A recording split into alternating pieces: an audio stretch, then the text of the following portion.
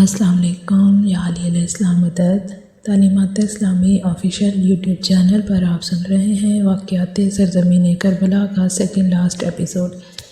معزز سامعین، کتاب بحر الانوار میں ابو بصیر سے مروی ہے کہ حضرت امام محمد باقر علیہ السلام نے فرمایا، اے ابو بصیر، میرے جد امجد کی مظلومانہ شہادت پر انسان، جن، پرند اور درندے تک روتے ہیں، حتیٰ کہ جسے تم الو کہتے ہو وہ بھی غم حسین میں آنسو بہاتا ہے۔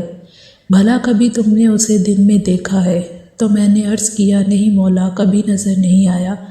تو آپ نے فرمایا، ہاں، اسے تم دن میں کبھی نہ دیکھو گے، حالانکہ وہ واقعہ کربلا سے پہلے چڑیوں کی طرح عام گھروں میں رہتا تھا، پرندوں سے مانوس تھا اور لوگوں کے دسترخوان کے قریب بیٹھ جاتا تھا۔ لوگ اسے کھانا بھی دیتے تھے اور یہ وہاں بیٹھ کر کھا بھی لیتا تھا۔ معصوم فرما رہے ہیں، جب واقعہ کربلا ہوا تو اس نے یہ کہہ کر آبادیوں میں رہنا چھوڑ دیا کہ تم بدترین امت ہو، اللہ اکبر، کہ تم بدترین امت ہو۔ جب تم نے اپنے نبی کی بیٹی کی اولاد کو ظلم و جور سے شہید کر دیا ہے تو اب تم پر کون بھروسہ کر سکتا ہے؟ اس نے اس دن سے قسم کھا رکھی ہے کہ کبھی ایسی جگہ نہ جائے گا جہاں انسان آباد ہوں گے۔ اب وہ ہمیشہ ویرانیوں میں رہتا ہے، دن کو روزہ رکھتا ہے اور رات کو اپنے مقدر کا رزق کھا کر ساری رات نوحہ خوانی کرتا ہے اور مولا حسین علیہ السلام کے قاتلوں پر لعنت کرتا ہے۔ خدا لعنت کرے ان ملعونوں پر۔ عزاداران امام جناب سکینہ بنت الحسین اپنے بابا کے جسد منور سے لپٹ گئی۔ سوختہ جگر نے اس طرح بیان کیا کہ حاضرین سر پیٹ کر اس قدر روئے کہ وہ بے ہوش ہو گئے۔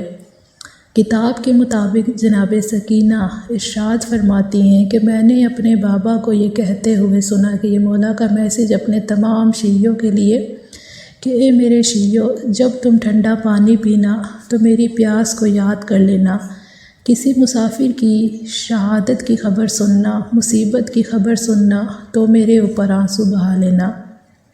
جناب سکینہ کو اپنے بابا جان کی لاش سے کوئی جدا نہ کر سکا۔ دشمن کی فوج میں کچھ سپاہیوں نے زبردستی امام حسین علیہ السلام کی لاش مبارک سے جناب سکینہ کو جدا کیا۔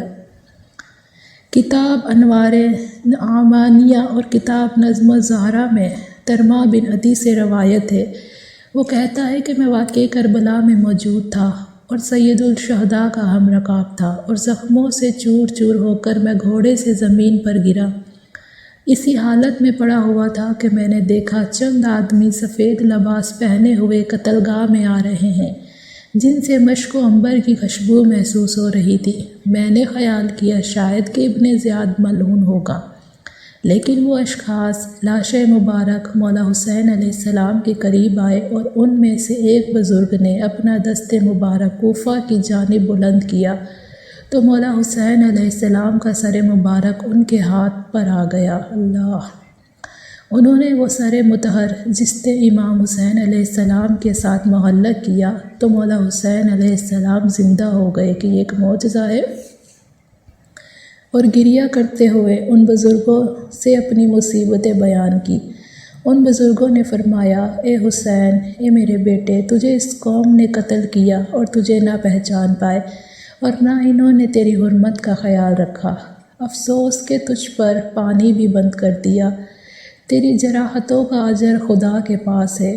پھر ان بزرگواروں نے ان لوگوں سے فرمایا جو آپ کے ساتھ موجود تھے، ارشاد فرمایا، اے ابائے کرام، اے آدم و اسماعیل، اے برادران موسیٰ و عیسیٰ، آیا تم دیکھتے ہو کہ اس قوم جفا شعار نے میرے بیٹے حسین کے ساتھ کیا ظلم کیا؟ میں ہرگز خدا سے ان کی شفاعت روز قیامت نہ کروں گا۔ سب پیغمبران نے حسین بن فاطمہ پر گریہ کیا۔ ترمہ بن عدی کہتا ہے کہ میں اس وقت سمجھا کہ یہ بزرگوار رسول خدا ہے۔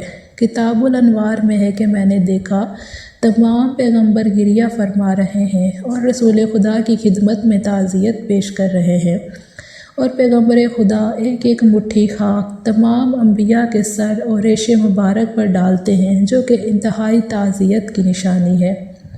اور امام حسین علیہ السلام خود واقعات کربلا بیان فرما رہے ہیں یہاں تک کہ حضرت پر غشی طاری ہو گئی اور اس کے بعد سب عالم ارواح کو چلے گئے۔ اللہم عن قتلۃ مولا حسین علیہ السلام، اللہم اجل ولیک الفرج فی حق شہداء کربلا و اسیران کوفہ و شام۔